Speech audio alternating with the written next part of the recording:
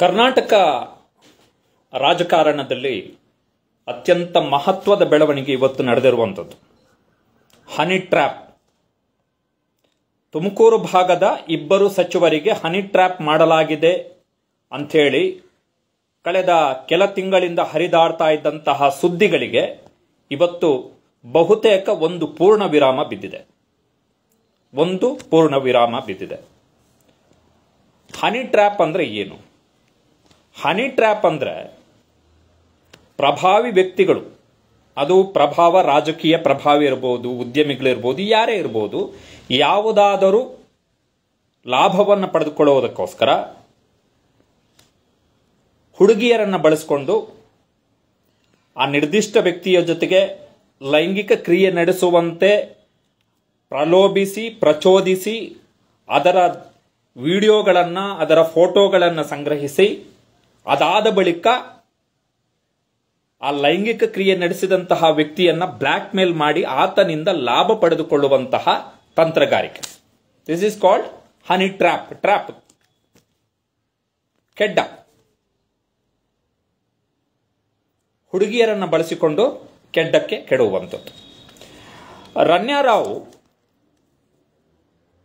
ಅಕ್ರಮ ಚಿನ್ನ ಕಳ್ಳ ಸಾಗಾಣಿಕೆ ಪ್ರಕರಣದಲ್ಲಿ ಸಿಕ್ಕಿಬಿದ್ದ ಬಳಿಕ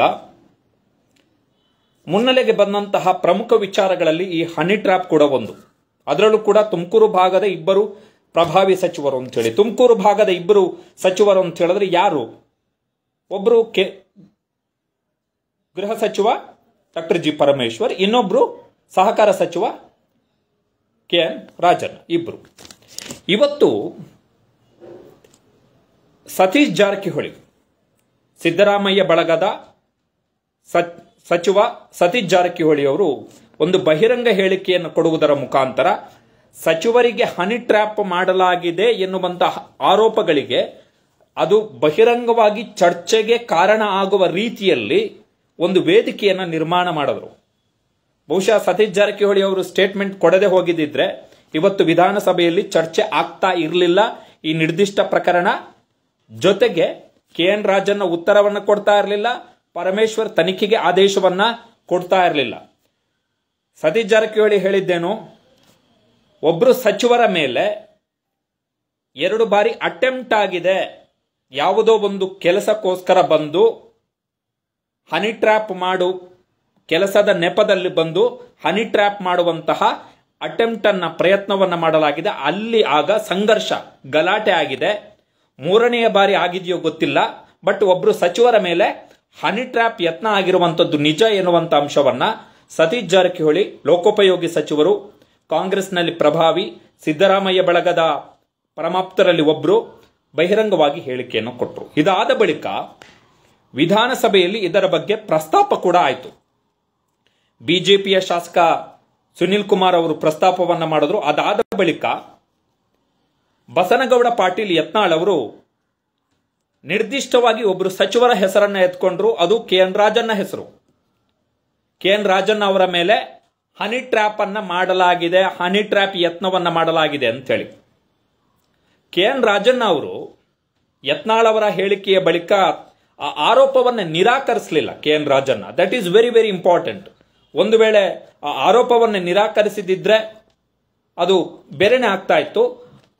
ಆರೋಪವನ್ನ ನಿರಾಕರಿಸಲಿಲ್ಲ. KN ರಾಜನ್ನ ಹೇಳ್ತಾರೆ, ಯತ್ನಾಳ್ ನನ್ನ ಹೆಸರನ್ನ ಪ್ರಸ್ತಾಪಿಸಿದ್ದಾರೆ, ಹೀಗಾಗಿ ವಾಸ್ತವವನ್ನ ಹೇಳುತ್ತೇನೆ, ಸಾರ್ವಜನಿಕವಾಗಿ ತಪ್ಪು ಮಾಹಿತಿ ಹೋಗಬಾರದು ಅಂತ ಹೇಳ್ತಾ ಇದ್ದೇನೆ. ತುಮಕೂರು ಭಾಗದ ಸಚಿವರು ಅಂತ ಹೇಳ್ತಾ ಇದ್ದಾರೆ, ಆ ಭಾಗದಲ್ಲಿ ಇರುವಂತವರು ನಾವಿಬ್ರೇ, ಯಾರು? ಪರಮೇಶ್ವರ್ ಮತ್ತು ನಾನು ಮಾತ್ರ. ಕರ್ನಾಟಕ ರಾಜ್ಯ ಸಿಡಿಗೆ ಕಾರ್ಖಾನೆ ಅಂತೇಳಿ ಈಗ ಜನ ಮಾತಾಡಿಕೊಳ್ತಾ ಇದ್ದಾರೆ. ಇದು ಕೇವಲ ಇಲ್ಲಿಗೆ ಸೀಮಿತವಾಗಿಲ್ಲ, ರಾಷ್ಟ್ರ ಮಟ್ಟದ ನಾಯಕರ ಹನಿ ಟ್ರ್ಯಾಪ್ ಕೂಡ ಮಾಡಲಾಗಿದೆ. Not only state leaders. ಲಿಖಿತ ರೂಪದಲ್ಲಿ ದೂರನ್ನು ಕೊಡ್ತೇನೆ. ಸೊ ರಾಜಣ್ಣ ಅವರು ಅಲ್ಲಿಗೆ ಒಪ್ಕೊಂಡಿದ್ದಾರೆ. ಹನಿ ಟ್ರ್ಯಾಪ್ ಯತ್ನ ಆಗಿದೆ ಎನ್ನುವಂಥದ್ದನ್ನ ರಾಜಣ್ಣ ಅವರು ನಿರಾಕರಣೆ ಮಾಡಿಲ್ಲ, ಒಪ್ಕೊಂಡಿದ್ದಾರೆ. ಅದನ್ನು ಆಧರಿಸಿ ತನಿಖೆ ಮಾಡಬೇಕು. ರಾಜ್ಯ ಮತ್ತು ರಾಷ್ಟ್ರ ಮಟ್ಟದ ಒಟ್ಟು 48 ನಾಯಕರ ಹನಿ ಟ್ರ್ಯಾಪ್ ವಿಡಿಯೋಗಳಿವೆ ಎನ್ನುವಂತಹ ಸ್ಫೋಟಕ ಮಾಹಿತಿಯನ್ನ ರಾಜನ್ ಅವರು ಸದನದ ಒಳಗಡೆ ವಿಧಾನಸಭೆಯಲ್ಲೇ ಹೇಳ್ತಾರೆ. ನನಗಿರುವ ಮಾಹಿತಿಯಂತೆ ಒಬ್ರು ಇಬ್ಬರಲ್ಲ, ರಾಜ್ಯಕ್ಕೆ ಸೀಮಿತವಾಗಿಲ್ಲ, 48 ಜನ ಸಿಡಿಯಲ್ಲಿದ್ದಾರೆ. ವಾಸ್ತವ ಏನು ಅಂತ ಗೊತ್ತಾಗಬೇಕು, ತನಿಖೆ ಆಗಬೇಕು.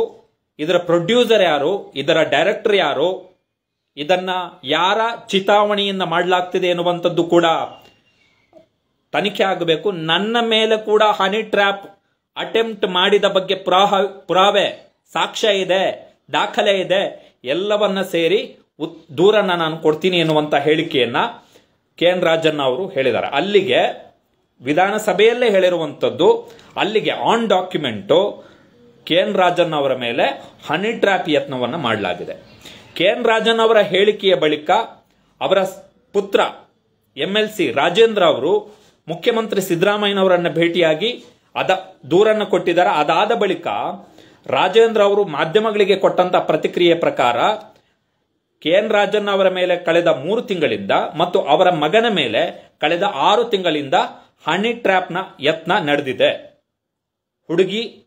ಹುಡುಗಿಯರನ್ನ ಅಥವಾ ಮಹಿಳೆಯರನ್ನ ಬಳಸಿಕೊಂಡು ಅವರನ್ನ ಮುಂದೆ ಬಿಟ್ಟು ಅವರ ಜೊತೆಗೆ ಲೈಂಗಿಕ ಕ್ರಿಯೆ ನಡೆಸುವಂತೆ ಪ್ರಲೋಭಿಸಿ, ಪ್ರಚೋದಿಸಿ, ಅದರ ಸಿಡಿಯನ್ನ ಮಾಡಿಕೊಂಡು ಅದನ್ನ ಮಾಧ್ಯಮಗಳಿಗೆ ಹರಿಬಿಡುವ ಅಥವಾ ಸೋಷಿಯಲ್ ಮೀಡಿಯಾಗಳಲ್ಲಿ ಅದನ್ನ ಹರಿಬಿಡುವಂತಹ ಚಿತಾವಣೆಯನ್ನ ಮಾಡಲಾಗಿದೆ ಎನ್ನುವ ಅರ್ಥದಲ್ಲಿ ಈ ಸ್ಟೇಟ್ಮೆಂಟ್ ಬಂದಿರುವಂಥದ್ದು. ಸೊ ಈಗ ಸಚಿವರು ಪರಮೇಶ್ವರ್ ಅವರು ಅಧಿಕೃತವಾಗಿ ವಿಧಾನಸಭೆಯಲ್ಲಿ ಹೇಳಿದ್ದಾರೆ, ಲಿಖಿತ ದೂರನ್ನು ಕೊಟ್ರೆ ಪರಮೇಶ್ವರ್ ಅವರು ನಾವು ಉನ್ನತ ಮಟ್ಟದ ತನಿಖೆಗೆ ಆದೇಶ ಮಾಡ್ತೀವಿ ಅಂತ ಹೇಳಿದ್ದಾರೆ. ಅಶೋಕ್ ಅವರು ನ್ಯಾಯಮೂರ್ತಿಗಳ ಮಟ್ಟದಲ್ಲಿ ತನಿಖೆ ಆಗಬೇಕು ಅಂತ ಹೇಳಿದ್ದಾರೆ. ಯತ್ನಾಳ್ ಅವರು ಪರೋಕ್ಷವಾಗಿ DK ಶಿವಕುಮಾರ್ ಅವರನ್ನ ಟಾರ್ಗೆಟ್ ಮಾಡಿದ್ದಾರೆ. ಶಾಸಕ ಮುನಿರತ್ನ ಅವರು ನೇರವಾಗಿ DK ಶಿವಕುಮಾರ್ ಅವರನ್ನ ಟಾರ್ಗೆಟ್ ಮಾಡಿದ್ದಾರೆ. ನನ್ನ ಮೇಲೂ ಕೂಡ ಇದೇ ತರದ ಹನಿ ಟ್ರ್ಯಾಪ್ ಯತ್ನವನ್ನ DK ಶಿವಕುಮಾರ್ ಅವರು ಮಾಡಿದ್ರು ಎನ್ನುವಂತ ಆರೋಪವನ್ನ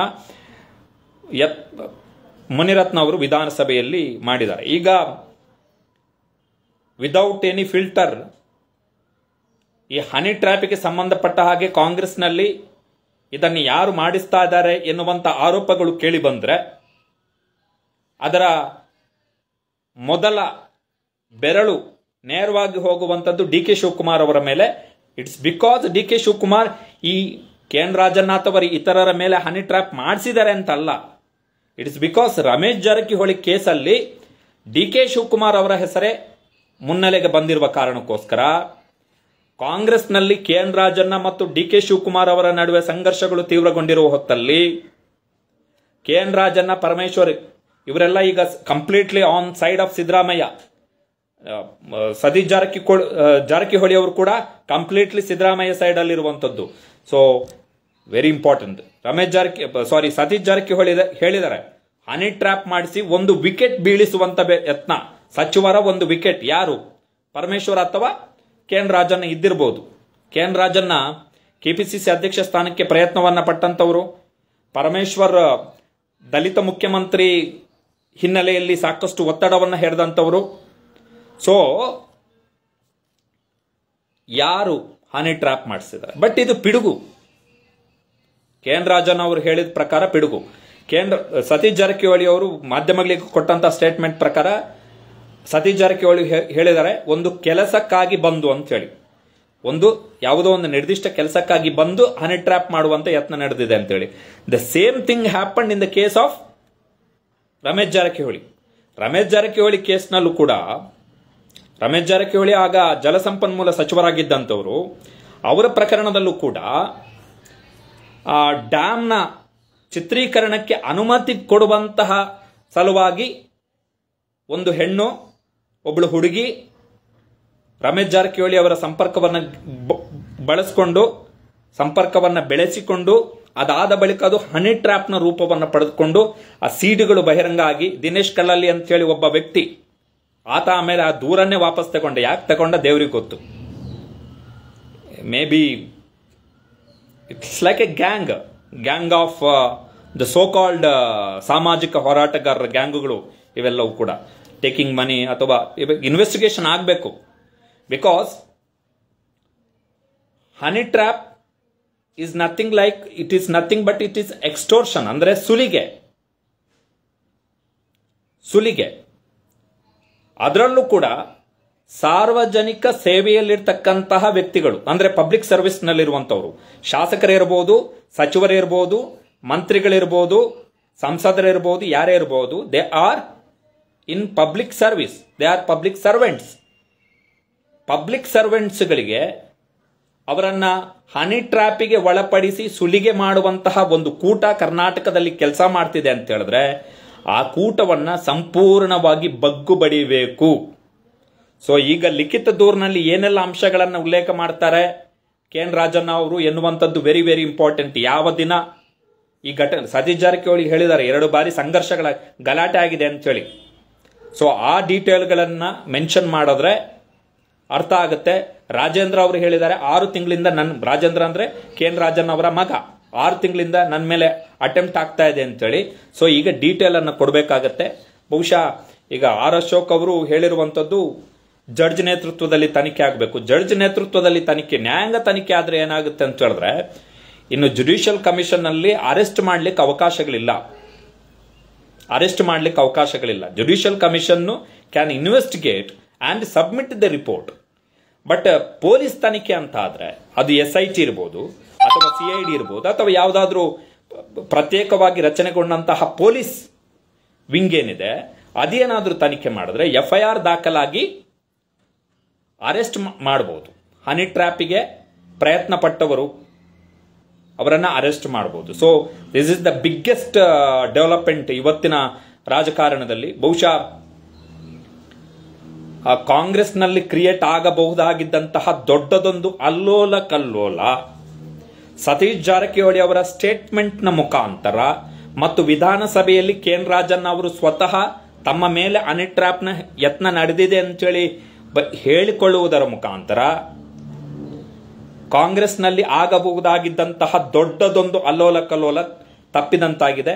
ಆಮೇಲೆ ಇದರಲ್ಲಿ ಇನ್ನೊಂದು ಅಂಶವನ್ನು ನಾವು ಗಮನಿಸಬೇಕು. ಬಿಜೆಪಿಯಲ್ಲಿರುವಂತಹ ಕಾಂಗ್ರೆಸ್ ಮತ್ತು JDS ನಿಂದ ಬಿಜೆಪಿಗೆ ಹೋದಂತಹ ಕಳೆದ ಬಾರಿ ಪಕ್ಷಾಂತರ ಮಾಡಿದಂತಹ ಶಾಸಕರು ಯಾರಿದ್ದಾರೆ, ಈ ಹಿಂದೆ ಶಾಸಕರಾಗಿದ್ದಂಥವರು, ಅವರು ಕೂಡ ಕೋರ್ಟ್ನಲ್ಲಿ ಒಂದು ಸ್ಟೇ ಅನ್ನ ತಂದಿದ್ದಾರೆ. ತಮ್ಮ ವಿರುದ್ಧ ಯಾವುದೇ ಮಾನಹಾನಿಕರ ವಿಡಿಯೋಗಳನ್ನ, ಚಿತ್ರಗಳನ್ನ, ಸುದ್ದಿಗಳನ್ನ ಟಿವಿಗಳಿರ್ಬೋದು, ಸೋಷಿಯಲ್ ಮೀಡಿಯಾ ಅಂದ್ರೆ ಯೂಟ್ಯೂಬ್ ಇರ್ಬೋದು, ಫೇಸ್ಬುಕ್ ಇರ್ಬೋದು, ಟ್ವಿಟ್ಟರ್ ಇರ್ಬೋದು, ಇನ್ಸ್ಟಾ ಇರ್ಬೋದು, ಅಥವಾ ಪೇಪರ್ಗಳಿರ್ಬೋದು, ಟಿವಿಗಳಿರ್ಬೋದು, ಎಲ್ಲೂ ಕೂಡ ಪಬ್ಲಿಷ್ ಮಾಡಬಾರ್ದು ಅಂತೇಳಿ. ಸೊ ಇಲ್ಲಿ ಪಕ್ಷಾತೀತವಾಗಿ ಎಲ್ಲರೂ ಒಂದಾಗ್ತಾರೆ ಈಗ. ಬಿಕಾಸ್ ಯತ್ನಾಳ್ ಅವರು ಬಿಜೆಪಿಯಲ್ಲೂ ಕೂಡ CD ಕಾರ್ಖಾನೆಯನ್ನು ಹೊಂದಂಥವ್ರು ಇದ್ದಾರೆ ಅಂತೇಳಿ ಆರೋಪವನ್ನು ಮಾಡಿದ್ರು ಈ ಹಿಂದೆ. ಆಗ ಒಬ್ಬರು ನಿರ್ದಿಷ್ಟ ಸಚಿವರ ಮೇಲೇನೆ ಆರೋಪವನ್ನು ಮಾಡಿದ್ರು. ಈಗ ಕಾಂಗ್ರೆಸ್ನಲ್ಲೂ DK ಶಿವಕುಮಾರ್ ಮೇಲೆ ಆರೋಪ ಇರುವಂಥದ್ದು. ಈಗ ಅಂದ್ರೆ ಈ ನಿರ್ದಿಷ್ಟ ಪ್ರಕರಣದಲ್ಲ ಅಂತಲ್ಲ, ಬಟ್ ಈ ನಿರ್ದಿಷ್ಟ ವಿಚಾರ ಈಗ ಚರ್ಚೆಗೆ ಬಂದಿರುವ ಹಿನ್ನೆಲೆಯಲ್ಲಿ ಎಲ್ಲರೂ ಈಗ ಬೆರಳನ್ನ ತೋರಿಸ್ತಾ ಇರುವಂಥದ್ದು DK ಶಿವಕುಮಾರ್ ಮೇಲೆ. So big development, big political development ಇದು. Big K N. ರಾಜಣ್ಣ ಅವರ ದೂರಿನಲ್ಲಿ ಏನಿದೆ ಎನ್ನುವಂಥದ್ದು ವೆರಿ ಇಂಪಾರ್ಟೆಂಟ್. ಆ ದೂರು ವೆರಿ ಇಂಪಾರ್ಟೆಂಟ್. ಮತ್ತೆ ಯಾರೆಲ್ಲ ಸಿಕ್ಕಿಬಿದ್ದವರ ಫೋಟೋಗಳು, ಅವರ ಚಿತ್ರಗಳು ಯಾವ ನಾಯಕರ ಜೊತೆಗೆ ಇರ್ತವೆ ಅದು ಇಂಪಾರ್ಟೆಂಟ್. ಜುಡಿಷಿಯಲ್ ಕಮಿಷನ್ ಆದ್ರೆ ಅದು ಆಗಲ್ಲ. ನನ್ನ ಪ್ರಕಾರ ಇದು ಪ್ಯೂರ್ಲಿ ಪೊಲೀಸ್ ತನಿಖೆಗಳಾಗಬೇಕು. ಯಾಕಂತ ಹೇಳಿದ್ರೆ FIR ಆಗಿ ಇವರಿಗೆ ಅವರ ಅರೆಸ್ಟ್ ಆಗಿ ಅವರ ಹತ್ರ ಎಷ್ಟು 48 ಜನ ನಾಯಕರು ಅಂತೇಳಿ ಏನು ಹೇಳಿದ್ದಾರೆ, ಅಷ್ಟು ಜನರ CDಗಳು ಹೆಂಗೆ ಅವ್ರು ಮಾಡಿದ್ರು, ಹನಿ ಟ್ರ್ಯಾಪ್ ಮಾಡಿದ್ರು ಎನ್ನುವಂಥದ್ದು ತನಿಖೆ ಆಗಬೇಕು. ಸೊ ಅರೆಸ್ಟ್ ಆದ್ರೆ ಗೊತ್ತಾಗುತ್ತೆ ಯಾವ ನಾಯಕ. ನೋಡಿ, ಈಗ ರಮೇಶ್ ಜಾರಕಿಹೊಳಿ ಪ್ರಕರಣದಲ್ಲೂ ಕೂಡ ಅರೆಸ್ಟ್ ಆದವರು ಕೆಲವೊಂದಿಷ್ಟು ನಾಯಕರ ಜೊತೆಗೆ ತೆಗೆಸಿಕೊಂಡಿದ್ದಂತಹ ಫೋಟೋಗಳು ಬಹಿರಂಗ ಆದವು. ಅದರಲ್ಲಿ DK ಶಿವಕುಮಾರ್ ಜೊತೆಗಿದ್ದಂಥವರ ಫೋಟೋಗಳಿದ್ವು. ಸೊ ಅವೆಲ್ಲ ಇಂಪಾರ್ಟೆಂಟ್. ವೆರಿ ಬಿಗ್ ಡೆವಲಪ್ಮೆಂಟ್ ಇದು. ಬಟ್ ಇದು ಅಸಹ್ಯದ ಪರಮಾವಧಿ. ಮುನಿರತ್ನ ವಿರುದ್ಧ ಒಂದು ಆರೋಪವನ್ನು ಮಾಡಿದ್ರು ಒಬ್ರು ಮಹಿಳೆ. CD ತೋರಿಸಿ ಮಂತ್ರಿ ಪದವಿಯನ್ನು ಪಡ್ಕೊಂಡ್ರು ಅಂತೇಳಿ. ಸೊ ರಾಜ್ಯದ ಆಡಳಿತಾತ್ಮಕ ವ್ಯವಸ್ಥೆ ಇಷ್ಟು ಹದಗೆಟ್ಟು, ಇಷ್ಟು ಕುಲಗೆಟ್ಟು ಹೋದ್ರೆ ಅಸಹ್ಯದ ಪರಮಾವಧಿ ಇದು. ಸೊ ಪನಿಷ್ಮೆಂಟ್ ಆಗಬೇಕು. ಆಗಲೇಬೇಕು. ಯಾರವರು? ಬಹಿರಂಗ ಆಗಬೇಕು, ಜನಕ್ಕೆ ಗೊತ್ತಾಗಬೇಕು. ವೆರಿ ಇಂಪಾರ್ಟೆಂಟ್, ಜನಕ್ಕೆ ಗೊತ್ತಾಗಬೇಕು.